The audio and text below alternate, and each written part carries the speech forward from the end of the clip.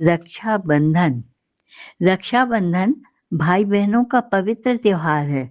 इस त्योहार का सभी भाई बहनों को बड़ी तीव्रता से इंतजार रहता है। यह सावन मास की पूर्णिमा को मनाया जाता है। इस दिन सभी बहनें खूब सज संवर कर, मेहंदी महावर लगाकर भाइयों के लिए थाली में रोली, चावल, राखी, मीठा, रुमाल, वस्त्र आदि रखती हैं। फिर शुभ मुहूर्त में अपने प्यारे भाइयों को टीका लगाकर राखी बांधती हैं, मुंह मीठा कराती हैं और भाइयों की खुशी, सुख समृद्धि के लिए ईश्वर से मंगल कामना करती हैं। और फिर भाई भी अपनी सामर्थ्य के अनुसार बहनों को उपहार देकर पैर पड़ते हैं।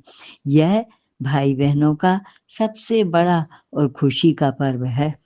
इस त्योहार को मनाने का प्रचलन कब से और कैसे हुआ, इसका वृतांत मैं पौराणिक कथा के अनुसार सुना रही हूँ, तो आप सभी सुनिए और सब्सक्राइब करके लाइक भी कीजिए।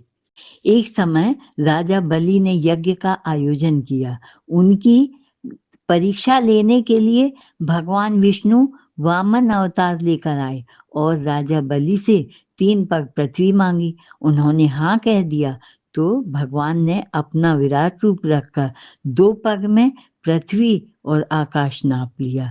फिर बोले, बलि अब तीसरा पग कहाँ रखूं? तो राजा बलि समझ गए कि ये भगवान विष्णु है।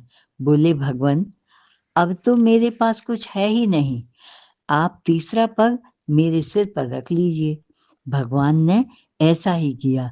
तीसरा पग बलि के सिर पर रखा तो वह पाताल तक चला गया। उसकी ऐसी दानवीरता पर भगवान बहुत प्रसन्न हुए। बोले, बलि तुम्हें क्या चाहिए?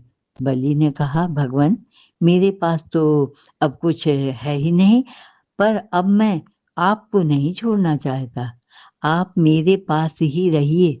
तो भला भगवान भक्त की बात कैसे टालते?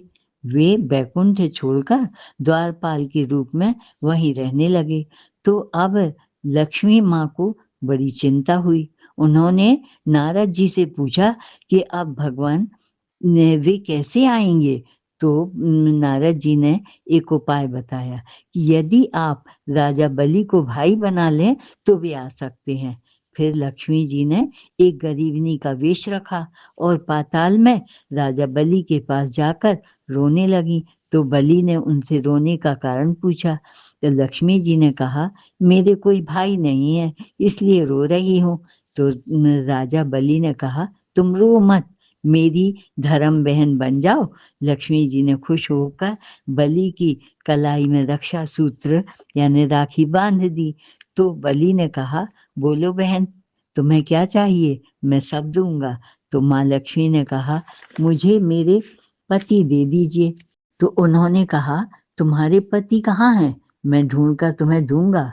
सुनकर लक्ष्मी जी अपने असली स्वरूप में आ गईं और बोली, भगवान विष्णु ही मेरे पति हैं, आप उन्हें दे दीजिए। तो राजा बलि ने विष्णु भगवान को लक्ष्मी जी को सौंप दिया और कहा, अब आप दोनों यहाँ आ ही गए हैं तो अब धनतेरस तक यहीं रहिए, इसके बाद बैकुंठ जाइएगा।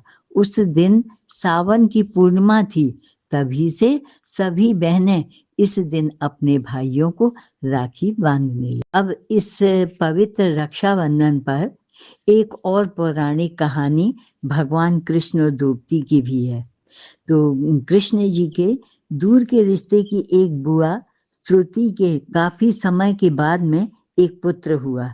वह अत्यंत कुरूप था। श्रुति देवी उसे लेकर हमेशा परेशान रहती थी। एक बार ब्राह्मण देव ने उन्हें बताया कि इसे सभी की गोद में दिया करो, यह किसी महान व्यक्ति की गोद में आते ही सुंदर और स्वस्थ हो जाएगा, परंतु फिर उसी के द्वारा यह मृत्यु को भी प्राप्त होगा। तो वे उस बालक को सभी को देने लगी। एक बार भगवान कृष्ण वहां आए, उनने उस बालक को गोद में लिया। वह एकदम सुंदर स्वस्थ हो गया। श्रुति देवी प्रसन्न तो हो गई पर चिंतित भी हो गई कि अब यह कृष्ण जी के हाथों मारा भी जाएगा। तो उन्होंने भगवान से प्रार्थना की कि हे केशव, इस बालक को क्षमा करते रहना। कृष्ण जी ने कहा, बुआ, मैं इसकी 100 गलती तक माफ करूंगा, इसके बाद नहीं। फिर धीरे धीरे शिशुपाल बड़ा होकर अहंकारी हो गया। जब भी कृष्ण जी मिलते उन्हें भला बुरा कहता। वे चुपचाप उसकी 100 गलती, बुराई, निंदा सब सुनते रहे।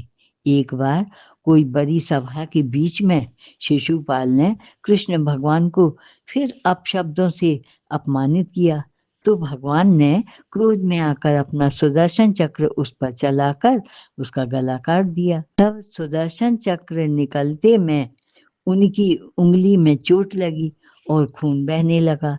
तभी यहाँ वहाँ सब पट्टी बांधने के लिए कपड़ा देखने लगे, तो वहीं खड़ी द्रौपदी ने तुरंत अपनी रेशमी साड़ी के पल्ला को फाड़कर कृष्ण जी की उंगली में बांध दिया। तभी भगवान ने इसे द्रौपदी बहन द्वारा पवित्र रेशमी धागा बांधना स्वीकार किया और कहा, द्रौपदी बहन, अब मैं हर समय तुम्हारी रक्षा के लिए खड़ा रहूंगा। इसलिए उनका जब चीर दुर्योधन ने साड़ी को खींचने के लिए कहा, तब भगवान कृष्ण ने आकर उनकी रक्षा की और उनकी लाज रखी थी। जब उन्होंने पट्टी उनकी उंगली पर बांधी थी, वह सावन पूर्णिमा का दिन था। तब से हर बहन ने भी भाई को इस दिन रक्षा सूत्र बांधकर इसे त्योहार का रूप देकर इसका मान बढ़ाया। जय श्री कृष्ण।